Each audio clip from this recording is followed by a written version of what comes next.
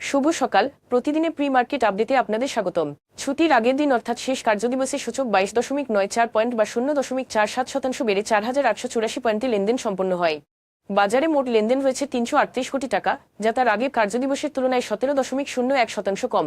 অন্তর্বর্তী সরকার বেক্সিমকোর ঋণের বোঝায় জর্জরিত কারখানাগুলো পুনরায় চালুর জন্য জাপানি প্রতিষ্ঠান রিভাইভাল এর সঙ্গে প্রায় চূড়ান্ত হওয়া চুক্তি স্থগিত করে উন্মুক্ত দরপত্রের মাধ্যমে ইজারা দেওয়ার সিদ্ধান্ত নিয়েছে। ঋণদাতারা 35,000 কোটি টাকার বেশি খেলাপি ঋণ আদায় আগ্রহী হওয়ায় এই সিদ্ধান্ত নেওয়া হয়েছে। সাফকো স্পিনিং মিলস লিমিটেডের নিরীক্ষক প্রতিষ্ঠান কোম্পানিটি গোয়িং কনসার্ন হিসেবে টিকে থাকার সক্ষমতা নিয়ে গুরুতর উদ্বেগ প্রকাশ করেছে। ক্রমবর্ধমান আর্থিক সংকট, দীর্ঘদিন উৎপাদন বন্ধ থাকা এবং একাধিক অনিয়মের কারণে এই ঝুঁকি তৈরি হয়েছে। Advance chemical industries ACI PLC পরিচালক সুস্মিতা আনিস কোম্পানিতে নিজের অংশীদারিত্ব বাড়াতে 1,60,000 শেয়ার কেনার পরিকল্পনার কথা জানিয়েছেন। মঙ্গলবার শাহজালাল ইসলামী ব্যাংকে পারপেচুয়াল বন্ডের দাম একদিনে 54.55% বেড়ে প্রতিটি বন্ডে 2,400 টাকা বৃদ্ধি পেয়ে 52 সপ্তাহের সর্বোচ্চ পর্যায়ে পৌঁছেছে। এখন এ পর্যন্তই, ধন্যবাদ।